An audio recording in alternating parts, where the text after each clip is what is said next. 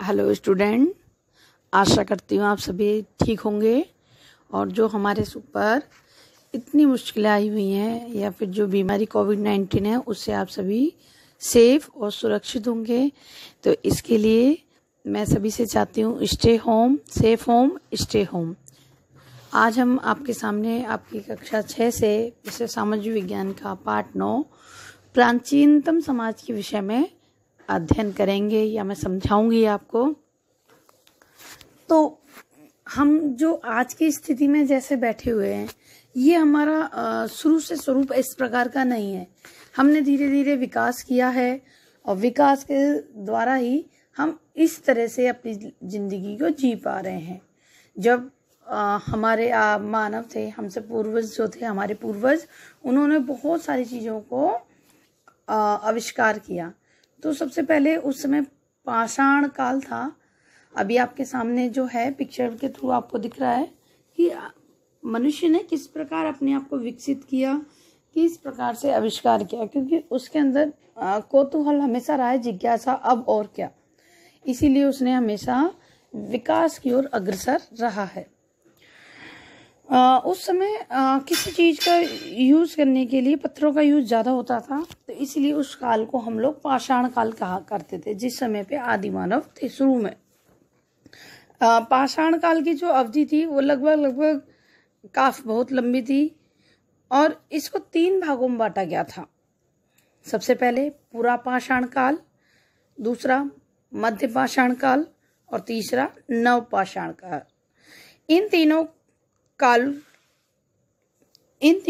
काल में प्राप्त की गई प्रगति पर आधारित है।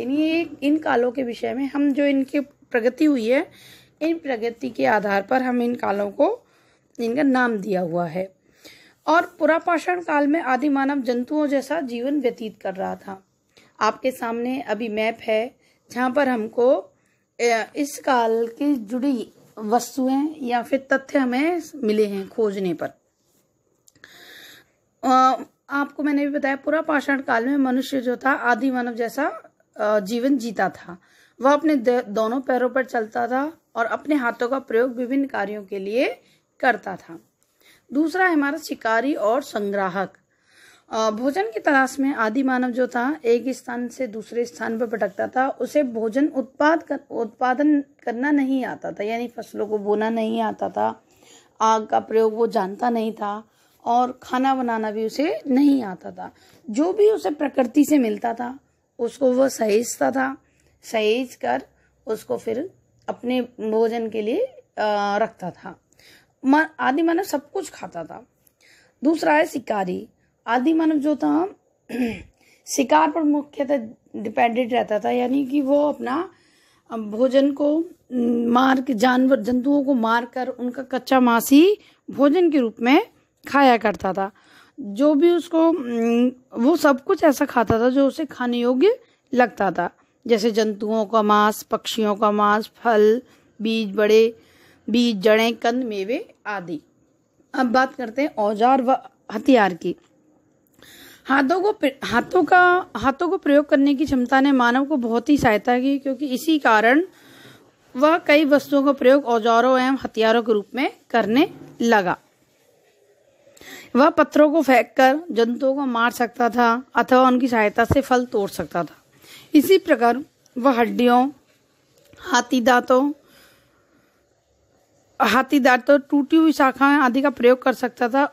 उसकी इस क्षमता ने उसे जंतुओं से भिन्न बनाया। उसने पत्थरों को टुकड़े में तोड़कर भिन्न भिन्न कार्य, जैसे मांस को काटने में, जोड़ों को खोदने के लिए गड्ढा खोदने में, जंतुओं को मारने में, उनकी खालों को साफ करने में किया। जैसे जैसे इन औजारों की उपयोगिता का उसे भान होने लगा, उसने उन्हें बेहतर आकार देना प्रारंभ कर दिया। अगला टॉपिक है आश्रय।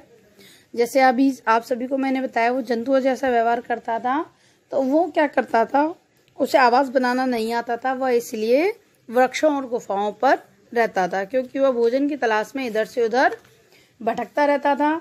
तो वो ढलती साय के साथ यह आवश्यक हो जाता था कि वह रात बिताने के लिए कोई आश्रय खोज ले। वस्त्र और कला। आदि मानव केवल आवश्यकता हेतु वस्त्र पहनता था, यानी कि उसने अपने जरूरी तन को जब उसे ठंड हुई तो उसने किसी जानवर की खाल को लपेट लिया, या गर्मी हुई तो अपने ऊपर कुछ वैस हल्का ढक लिया, पत्तों को ढक लिया करता था, पत्ते और वृक्षों की छाले पहनता था। कभी कभी वह जंतुओं की खालों का भी प्रयोग करता था। उपयोग करने से पहले जंतुओं को खालों को धोकर वो सुखा लिया करता था। अगला टॉपिक था हमारा कला।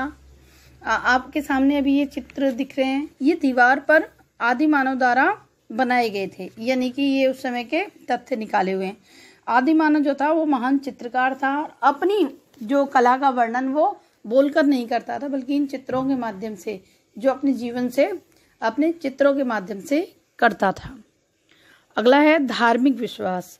आदि मानव ने धार्मिक विश्वास और अन्य विश्वासों के बारे में निश्चितता से नहीं कह सकते, क्योंकि हम ये नहीं बता सकते क्योंकि आदि मानव के धार्मिक विश्वास क्यों थे, क्योंकि इस समय तक भाषा का पूर्ण विकास नहीं हुआ था और उसने अपनी अभिव्यक्ति अपनी प्रारंभिक अवस्था में थी।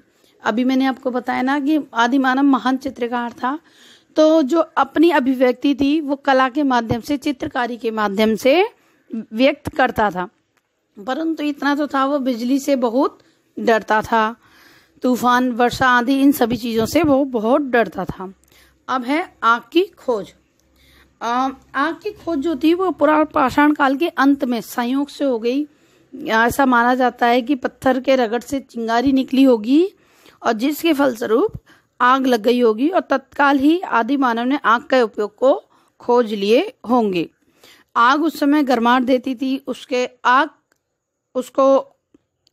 आश्रय को प्रकाशित करती थी, जंगली जंतुओं को उससे दूर रखती थी। समय के साथ आग ने, उस समय जो आग की खोज थी वह एक क्रांतिकारी परिवर्तन लाया आदि मानव की जिंदगी में।